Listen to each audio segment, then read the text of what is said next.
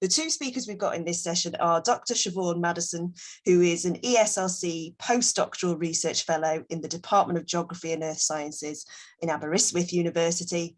And then we've also got Jamila Lamalfa Donaldson, who's a final year PhD student in the Institute of Biological, Environmental and Rural Sciences, again at Aberystwyth University.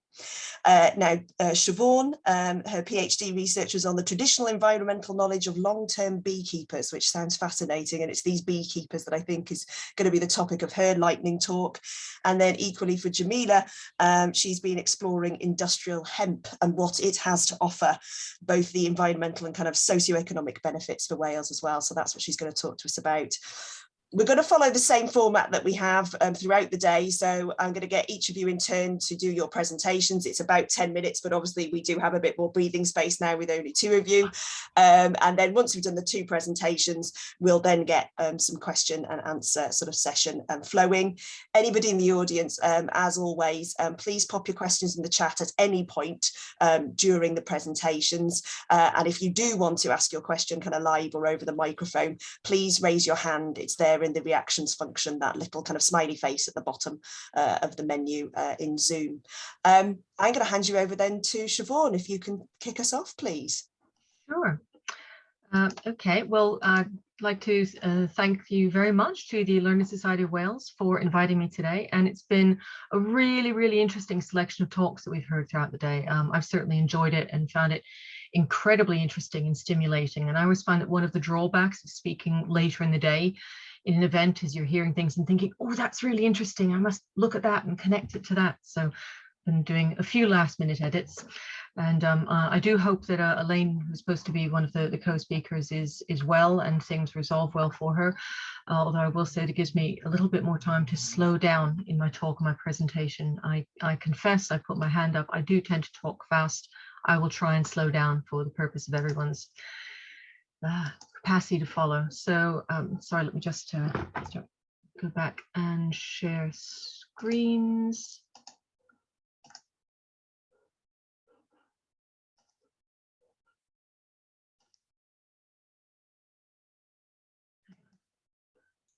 Everyone see the screen? Yeah, that's great.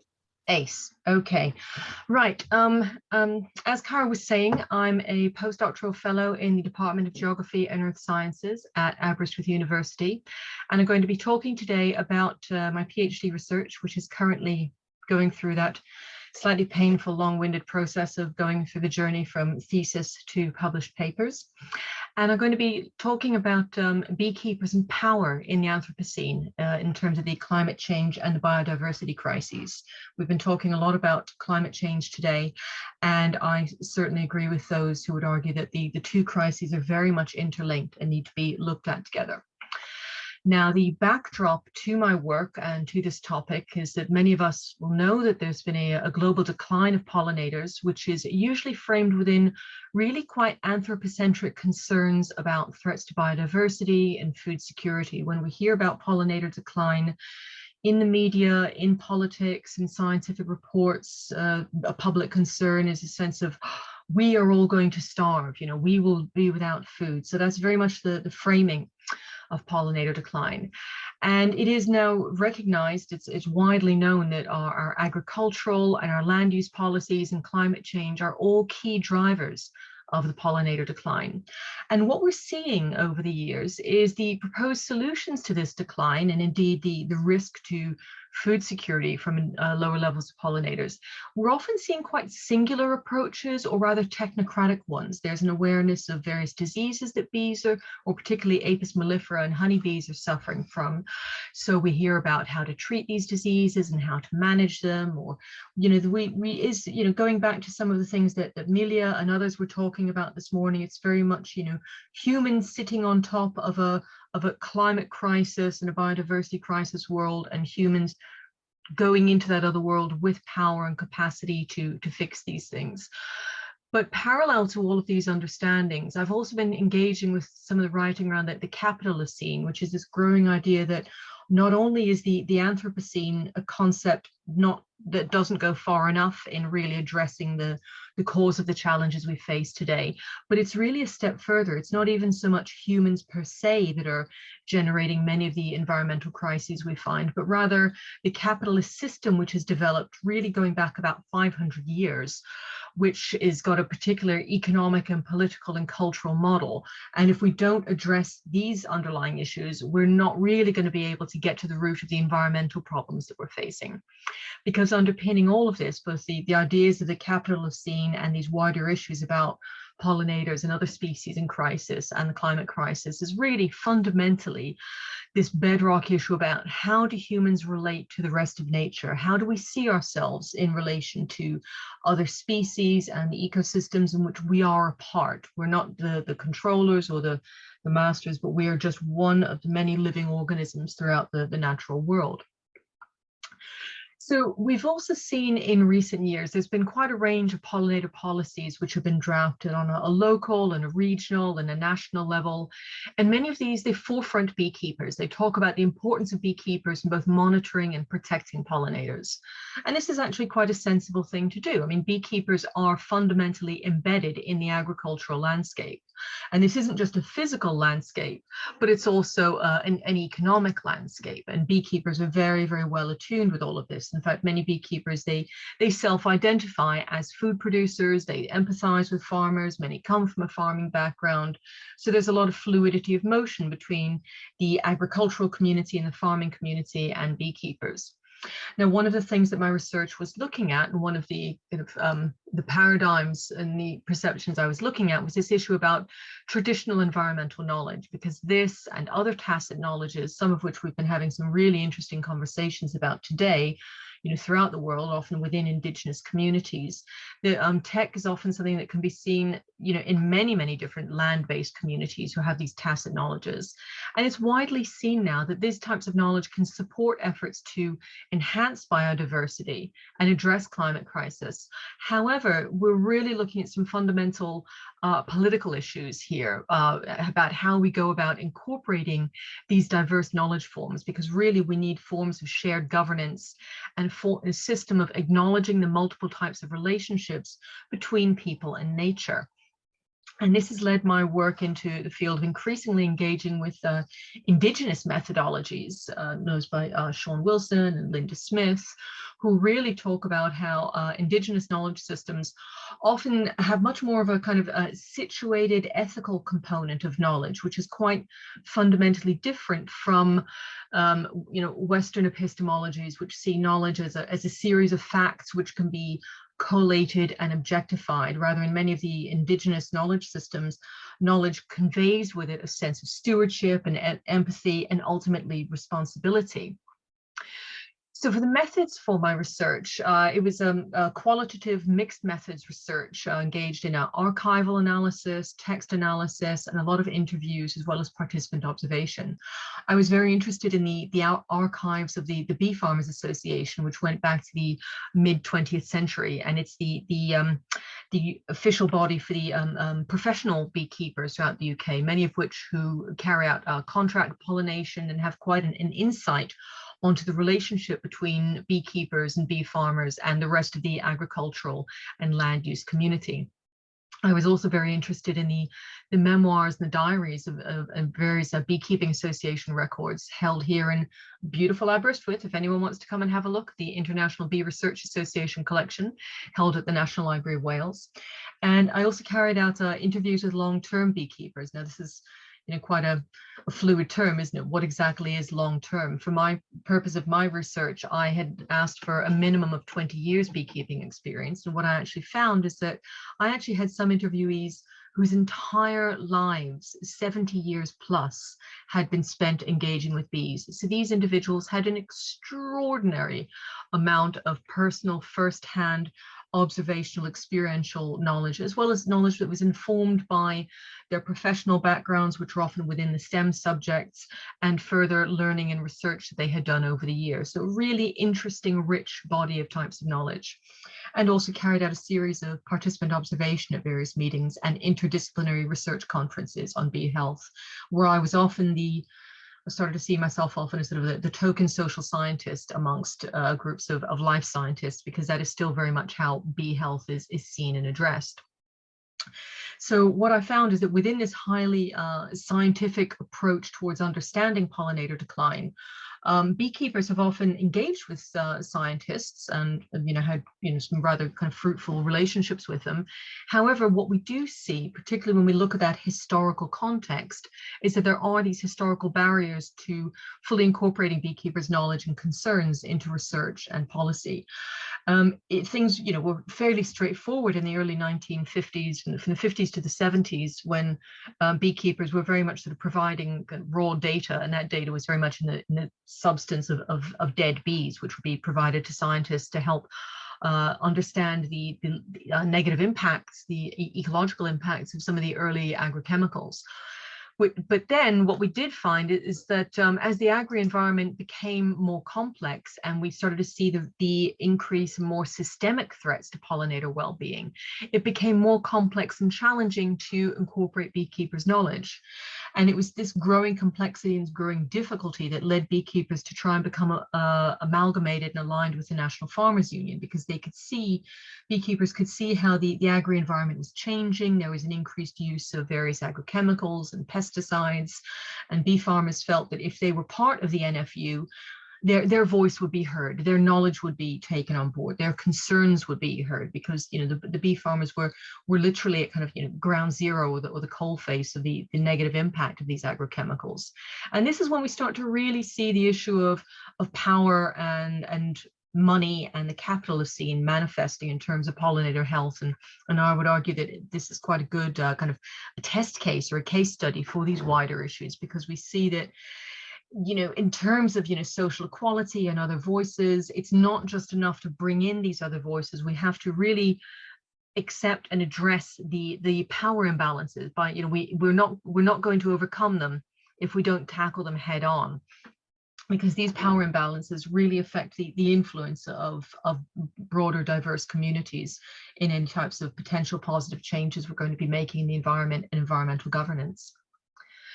Because what we see in this country is that there's a really strong emphasis on voluntary initiatives and informal land management. And to be fair, a lot of the beekeepers who I spoke to, they were quite comfortable and quite happy with these rather informal working relationships that they've developed over the years with the land managers and the landowners where they site their bees. And they often find that it's quite successful in protecting their bees. And I've emphasized their bees for an important reason, because within many of these pollinator policies, beekeepers are forefronted as having the capacity to really kind of speak on behalf and protect all pollinators. But there's a really key ecological difference between honeybees, which can be put in a hive and managed and protected, versus the broader range of bees, hundreds of different species, which tend to be solitary and they can't be moved, they can't be protected. So while it's all well and good that beekeepers have an informal land management arrangement or have these voluntary initiatives with landowners, that's not really addressing the systemic flows. And Jill Harrison's done some really interesting work on this in terms of agricultural workers' exposure to chemicals, and how these situations are often seen as individual issues rather than looking at these wider systemic issues which need to be addressed holistically. And there's a real risk of sort of breaking these things up and looking at them as sort of individual unfortunate cases. So as well as this challenge that we find, I think it's also, going back to sort of an anthropocentric concern we have about pollinator decline. There's this, assumption that, it is the human voice. It's the human voice of beekeepers. It's the human voice of farmers, and pollinator decline transcends humans. Pollinator decline includes many, many species who we don't fully understand. We don't fully see them or recognize them because of their life cycle and their solitary behaviors. So who speaks for them? How are we going to get these, perhaps less charismatic mini fauna brought to the forefront and given a voice within these negotiations, within these political and economic decisions about land management? Because what we're seeing is that the current approaches to pollinator pollination, they're not really challenging dominant agribusiness and the power relations within agri-environment. And indeed, many of my interviewees, they talked about the various initiatives that they've seen, and we've probably all seen them. We may very well have taken part of them. We may very well, you know, all of us in our audience today may have planted a packet of wildflower seeds that fell out of our cereal box or was given away by the local council on World Bee Day or something. And my interviewees were saying that ultimately these are quite small scale, they can be tokenistic, and they can be what we call greenwash. So what we're seeing in terms of the response to pollinator decline, it's not really the systemic challenge that we need to be tackling a problem of this scale.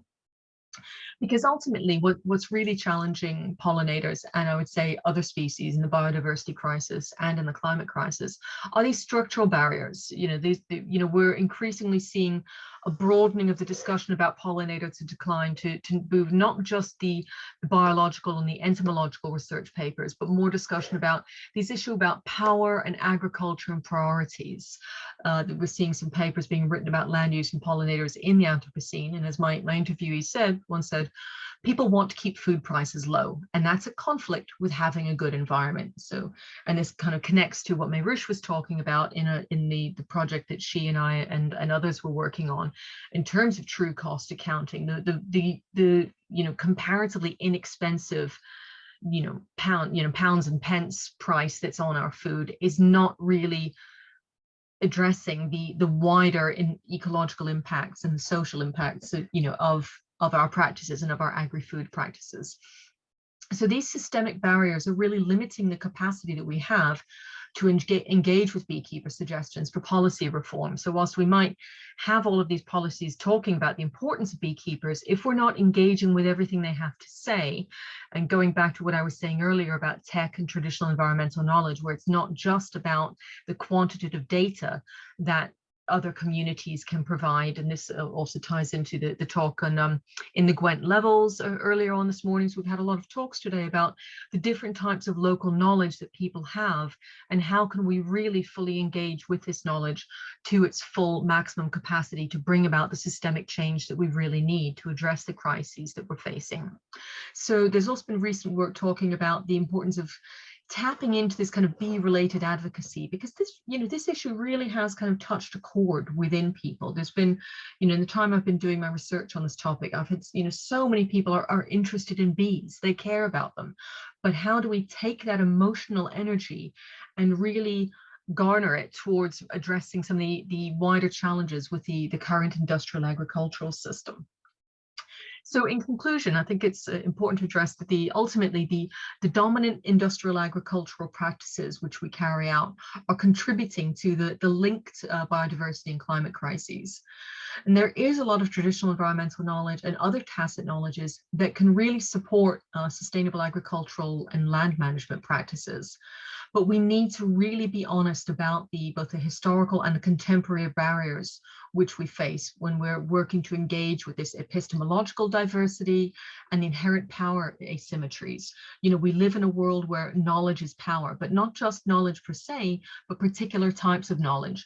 This objective scientific knowledge has been valorized and given precedence above more tacit and holistic types of environmental understanding. We've had some great talks today about how we can move beyond that, and I think it's really a wonderful opportunity for us today here as early career researchers at the Learned Society of Wales to really talk about how we can shift the focus of our research and bring in these other voices and have this kind of knowledge as transformation, because really for reforming the agricultural landscape to support pollinator well-being and address wider biodiversity and climate challenges, we need a lot of reform, both of the economic system that we live within and the underlying values and mindsets that drive it, which are all driving the current environmental crises that we're facing today.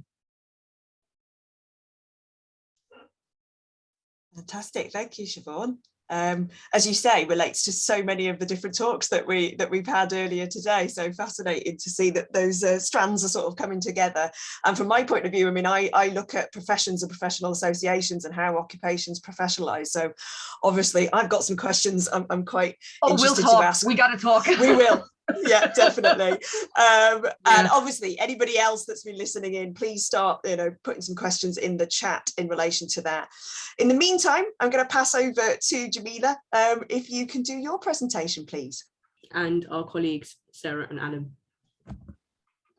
So I'd like to take you through a quick introduction of industrial hemp, as I'm aware it's a quite an underserved crop for many reasons, which we can get into, I guess. But yeah, so I'd like to give a little introduction into hemp and what our research aims and objectives were. I'll discuss briefly our materials and methods and for the growth trial and predominantly my work around the analytical assessment of the hemp biomass. And then I'll be going through some of our results and a discussion around them, particularly around the value added products that come from hemp. And then I'll just quickly summarize and give you an introduction to some of the work that has already begun since starting the trial.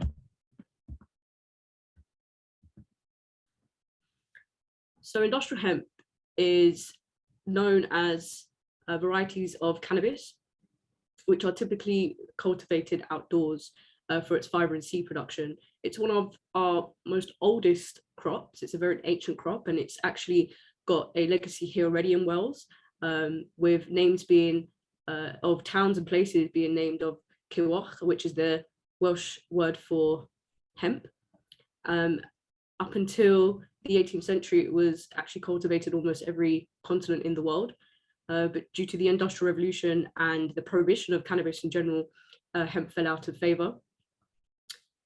But we can grow hemp legally here in the UK, providing you have a hemp growing licence, which we have obtained from the Home Office. So we have been legally growing hemp on campus, and my PhD project was the first hemp project to begin here at Aberystwyth University.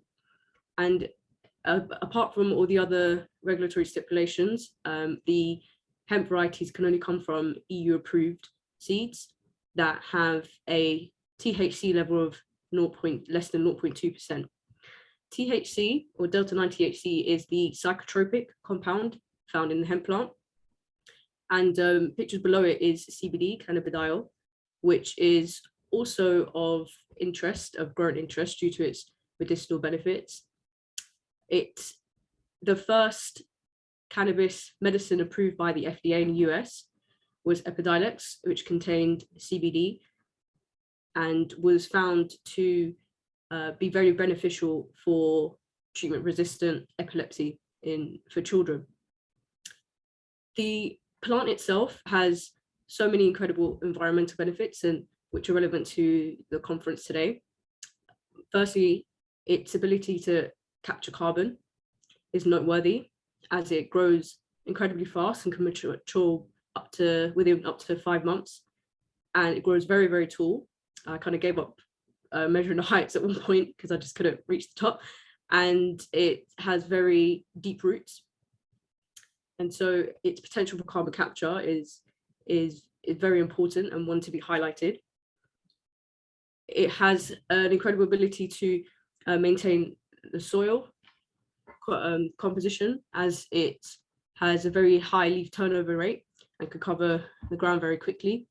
It also enhances the biodiversity by acting as a pollen source quite late into the season, which is great for bees. I'm sure you'll appreciate, Siobhan.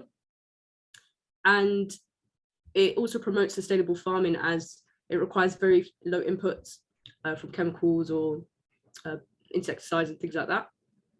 And it also can save water in comparison to some of our more water intensive crops such as cotton. And it can help reduce deforestation, as it is a very rich source of cellulose, which could be used, for example, in paper production and other things. So it's three main, I guess, value added products that could come from hemp include its seed, which its oils, the oil that could be pressed out from the seed, contains a wonderfully balanced ratio of omegas 3 and 6. And the leftover meal from pressing the seeds can be a very rich source of protein. The shib and the bast, so the shib is the inner woody core that can be chopped down and mixed with lime to make hempcrete, a very sustainable building material. and the outer bast is where the fiber can be obtained and further processed to make textiles, and was historically used to create ropes and sails for ships here in this country. And interestingly, at the moment, the hemp regulations stipulate that the leaves and the flowers, which are the main source of the therapeutic compounds, including THC and CBD, are actually considered waste and must be destroyed on site. So they're considered waste, and the part of my project is to assess the cannabinoid content of hemp and demonstrate that it can be a value of these medicinal compounds, and in turn provide a valuable income stream for farmers who may consider growing it here in Wales. So our research aimed to evaluate the performance of industrial hemp in Wales. It was the first time growing it here on campus, and so we wanted to just see if it would work. And our objectives were firstly to determine the flowering time between all the varieties that we planted, as that then impacts the seed and fiber production. We then wanted to obtain the yields of the seed, the shib and the bast, again to determine the economic, potential of the plant by looking at the yields of its value-added products, and also to monitor the cannabinoid content as well, which as hopefully regulations will allow farmers to process the flower and the leaves, we can consider it as a source of cannabinoids, which are the therapeutic compounds found in the plant. So we had 8 EU-approved industrial hemp varieties that we sowed in plots behind one of our mansions here in Aberystwyth. It's no longer used. So the regulations stipulate that it can't be on a main road or kind of visible. It can't be next to a school or kind of visible to the public. And so we had it planted back behind this building, and we had 8 different varieties, which are a mix of varieties that have been historically bred for seed production and fiber production. And now the lines are kind of a bit blurred, I guess, and there are not any varieties that are specifically being used for cannabinoid content, and we'll hope to see access to those kind of increase as time goes on. And what we did is also sample the leaves throughout the growth trial and analyze them by using the analytical method that I've spent most of my PhD developing for, I believe, 10 cannabinoids of different therapeutic properties.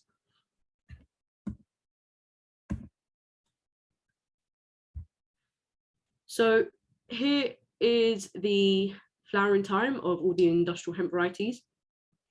Like I mentioned, industrial hemp grows incredibly fast, and after sowing and the initial shoots appeared, it could take up to 7 to 9 weeks to mature. All our varieties flowered in August, again making it a pollen source late into the year for bees. And we did have some bees actually in the field next door, and I hope to analyze some of the wax and honey that came from that harvest to see if they liked the hemp maybe a bit too much and put some cannabinoids in the honey. Then the flowering time ranged greatly from 8 to 22 days for the different varieties. There was also a very wide variation between the of yields of seed and fiber of the stalk, which is the source of fiber from the bast and the shib for the woody core. The Phatura 75 yielded the most fiber, and the Felina 32 yielded the most seeds. And these were typical for industrial hemp, which has been reported from cultivation done in places like Canada and Europe. Now, CBD and THC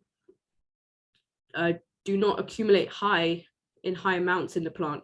It's actually in their acid forms, so CBDA and THCA, of these cannabinoids that accumulate in the leaves and the flowers, and it's when they undergo a process of decarboxylation through light and heat, which when they convert from, for example, CBDA to THC, CBDA to CBD. And so we found in our hemp plants that, as expected, CBDA, our varieties accumulated more in CBDA. And we also had varieties, namely the Samthika, which were also accumulated higher amounts of CBG, which was expected, as those varieties have been specifically bred for that purpose. And we're happy to report that all of our plants fell way below the regulatory limit of 0.2% THC. So we was definitely within the law. So just to quickly conclude, hemp grows really well in Wales, and we're very happy about that, as it has a great potential for farmers, for added revenue stream for them, as there's so many, as pretty much every part of the plant can be further processed and for different products. And mainly because of the cannabinoid content, we think that hemp is worth further research. And it's this multi-purpose crop deserves some more attention because of its significant carbon capture potential, and can play a really important role in our efforts against climate change. And we really call for further studies to be done to confirm what we have found, and of course the yields for a greater number of varieties. And that leads to the work that we have happily done. So following our 2020 growth trial, which I've just taken you through, we have grown hemp again in 2021 with far more varieties and taken up a lot more land. And again, it's grown very well. And we're in the process of going through what we've harvested and tallying up the yields. A breeding project has begun with a group of industrial partners called Farm Hemp, in which we're looking to breed certain varieties of hemp in order to gain a selective cannabinoid profile, or to stabilize our varieties for cannabinoid production. And there was also a nitrogen trial added to the fields of hemp to see if that would have an impact in its growth. And for my work, I have taken the Felina 32 with the high seed yield and grown it in our greenhouses indoors, so I could sample the leaves and flowers throughout its growth and assess it for its cannabinoid content. And I hope to move on to do some work around the solubility of hemp for its crystallization. So I've been very grateful for the opportunity to do my PhD, and I'd like to thank my partners and the funders, and thank you to you all, Diolch o galon. And I'll be happy to take any questions. Fantastic, thank you, Jamila. Lots of positives there about the future for hemp in Wales, from the sounds of it. So we've already got a couple of questions, and in fact I've got one person with their hand up, so I'm actually going to give the floor to Aaron, because you've had your hand raised for a while. Can you come on the mic and unmute and ask your question, please? Thanks, Cara. Yeah, so I got a question for Siobhan, actually. So yeah, I was really interested in what you were saying about the way in which knowledge production has been affected by these developments. And I just wondered if there was any similarities here with the fossil fuel industry's misinformation campaigns and the way in which they've distorted the public debate through funding scientific research or putting out or disputing scientific research claims. In particular, this notion that there's too much uncertainty, or there's so many different causes that we could research, so we don't know, right? So, and I just wondered if there's something similar with, say, Bayer or Syngenta and these other big agrochemical companies, and their relationship to academic institutions and the way in which they partner with them, they fund them, they host students to go and work with them whilst they're doing their studies. Is that something that you've looked at all? I certainly have, and yes, that does exist. the manipulation of uncertainty within this debate about agrochemicals, and particularly on neonicotinoids. It's been specifically looked at by Maxime and van der Sluis, and they've done specific work on following the kind of the gaucho debate in France. There were a lot of campaigns by French farmers who, you know, God bless the French farmers. They are out there. They are on the battlefields as soon as things start getting edgy. They're, you know, they're straight out there.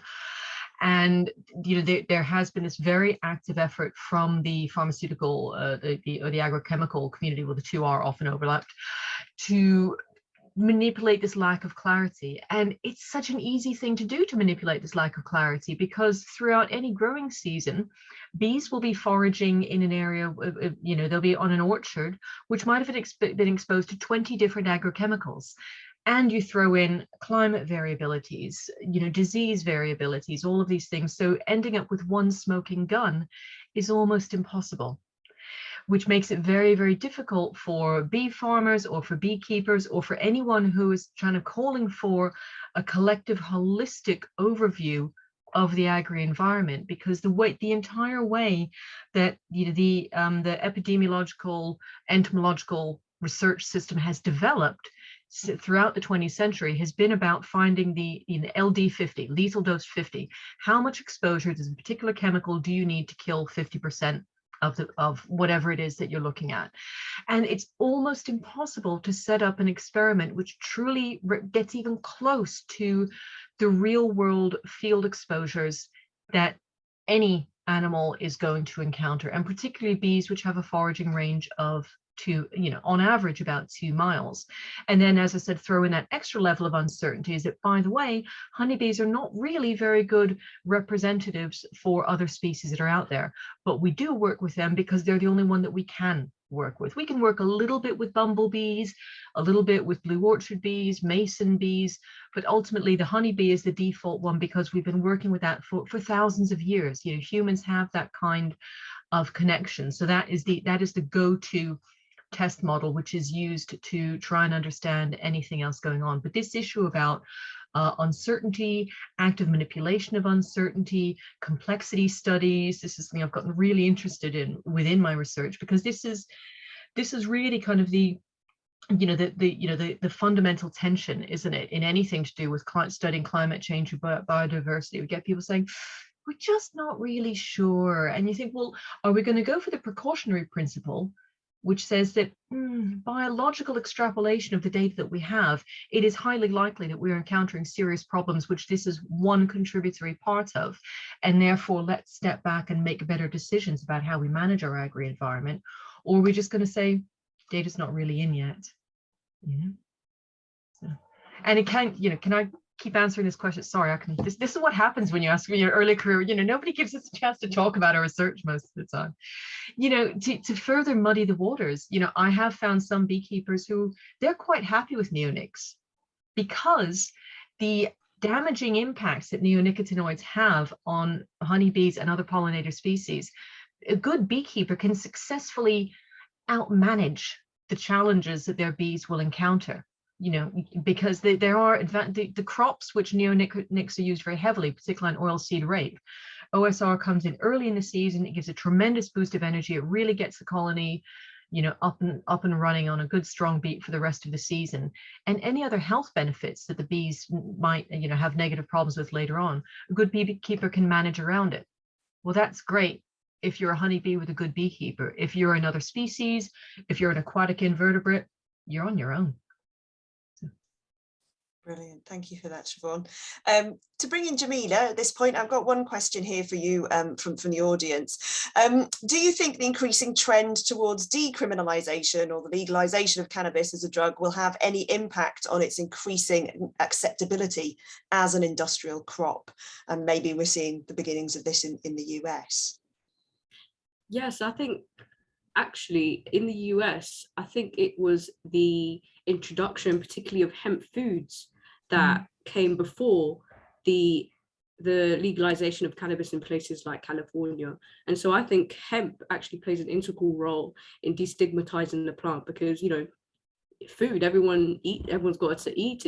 It's a great way for people to engage with the plant itself.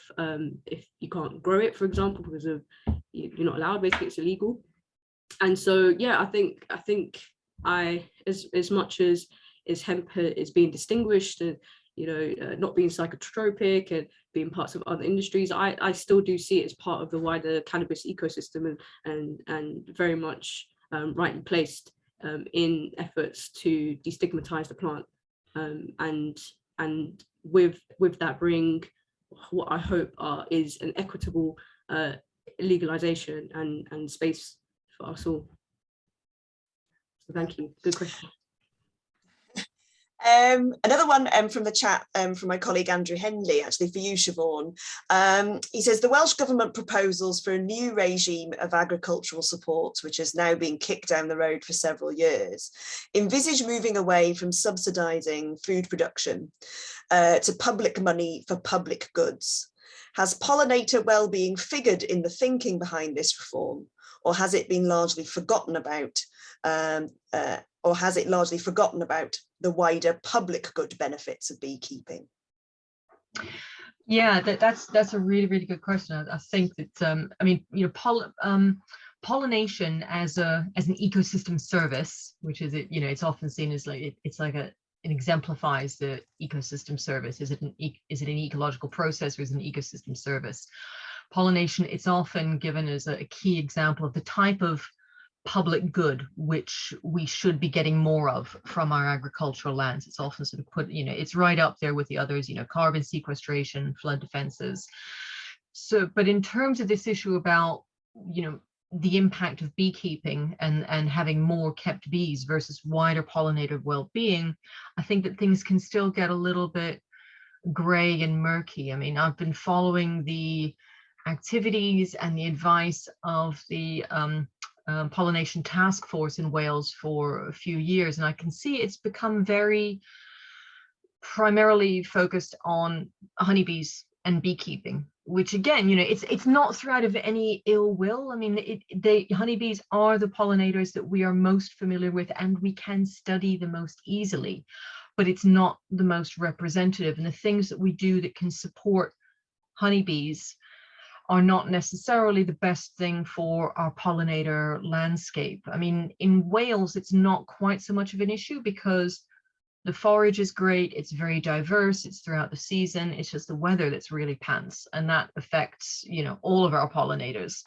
They're all up against it, but I certainly know, you know, there's been a lot of concern amongst London beekeepers that there's been a huge increase in pollination and in people keeping bees, and this was seen as a good thing in so many ways, but not necessarily, you know, we've now kind of reached a peak beekeeping, and you know, in London and in lots of other places. So there's been so much of a take up of it that it's you know, it's kind of underpinned, you know, it's been a victim of its own success in terms of, you know, having any benefits for pollinators as a whole. So I'm not quite sure if that answers your question. And Andrew, is that, Andrew still there? Yeah, sorry, I'm waiting. Somebody had to allow me to unmute. Largely, yes. I mean, I suppose what I was thinking, you know, I've been following the development of farm support, but you know, the development of this new regime, and I'm aware of a lot of the debates and issues. But I've not seen anything in terms of actually, well, you know, building you know, beekeeping or support for pollination being built as an explicitly mentioned as perhaps one element of a farm environmental management plan that would have to be accepted before the farm then is allowed to, you know, claim its future support, which is the kind of world in which we will be moving to, although not as soon as we thought we were.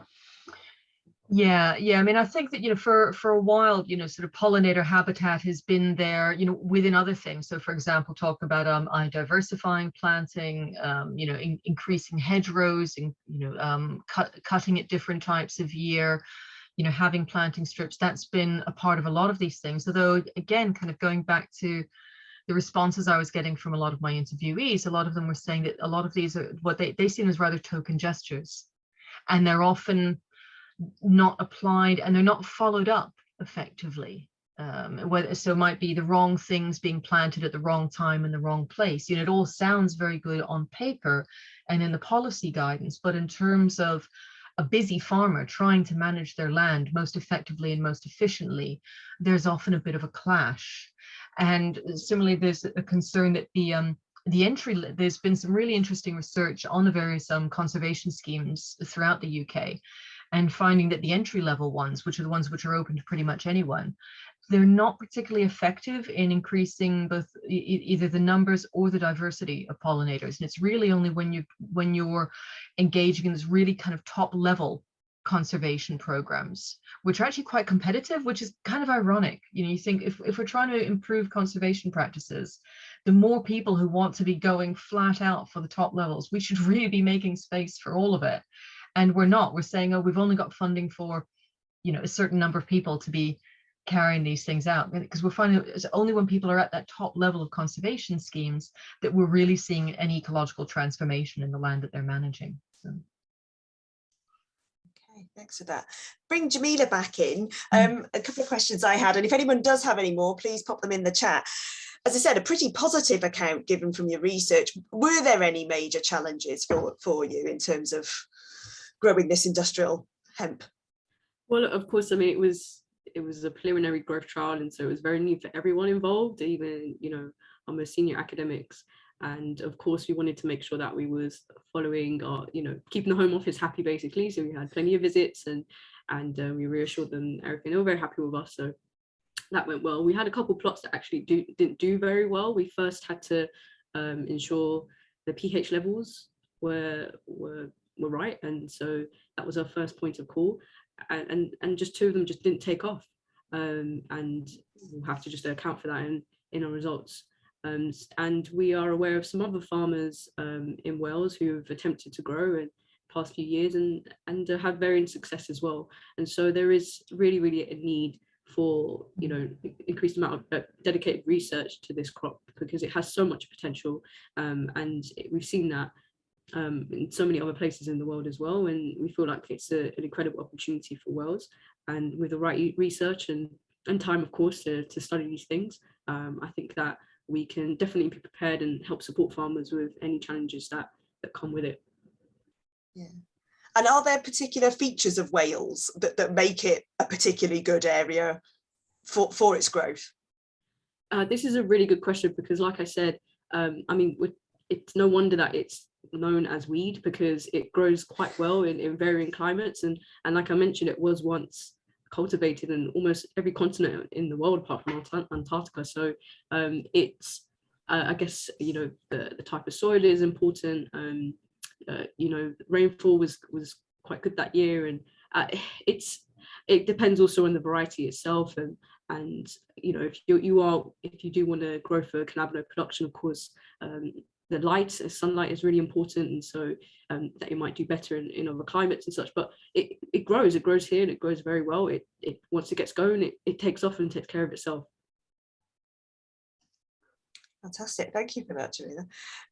One last question that has just come through, and we'll probably start to wrap it up then. Emma Little asks, do you think this trend to tell stories and make science personal and relevant to people or economic concerns actually works against all other life forms other than humans? It seems to me that we have to have cuddly hero animals to save, or economic implications, in order to have change. Have we fallen into a human-centric narrative trap, and how can we change that? Probably one for you, Siobhan. Okay, first of all, the answer to the first part of the question, yes. we have completely fallen into trap, and there is some really interesting papers being written about how, and also particularly kind of digging deeper into this issue about different types of pollinators, and how honeybees are kind of the media queens, yeah, even though they're so they're not representative of other species. And how do we change that? Oh, well, first of all, I get to become kind of supreme ruler of the universe and embed a better chance of scientific and ecological understanding throughout everything that there is. But in all seriousness, I think that this is a massive problem, and it just exemplifies you know, this increasing problem that we're going to be wrestling with in the 21st century is like, how do we get our head around key scientific problems which really affect us all and impact us all? And I think this also connects to Jamila's work, because, you know, people, you know, they have this image and this understanding of a particular plant. It's just a plant, people, and it's not just a plant, it's lots of different types of plants. And getting past that and getting over that and getting people to really dig deeper into the science.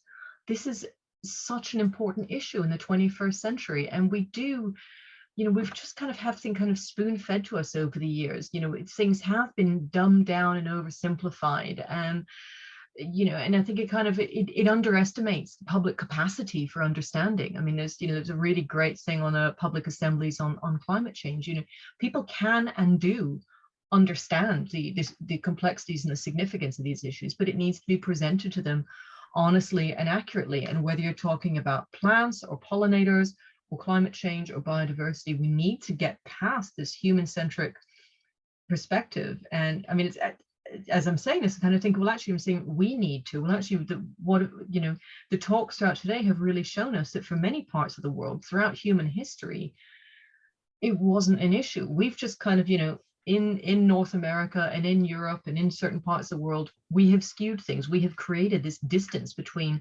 us and other species, and we've decided, you know, who is going to present information and facts. While as for so many, you know, for so much of human history, both past and present, there's not this issue. You know, lots of communities recognize that, you know, humans are just one of many species, all meshed in together. You know, and we need to kind of reconnect with that. So, yeah, definitely. I think that's a cracking point to end on and bring it to a close. You've had huge amounts of praise in the chat as well for both presentations, and I'd like to add mine to it as well. They were both fascinating. I've really learned a lot more. So thank you very much to both our presenters. As you say, we hope Elaine is okay.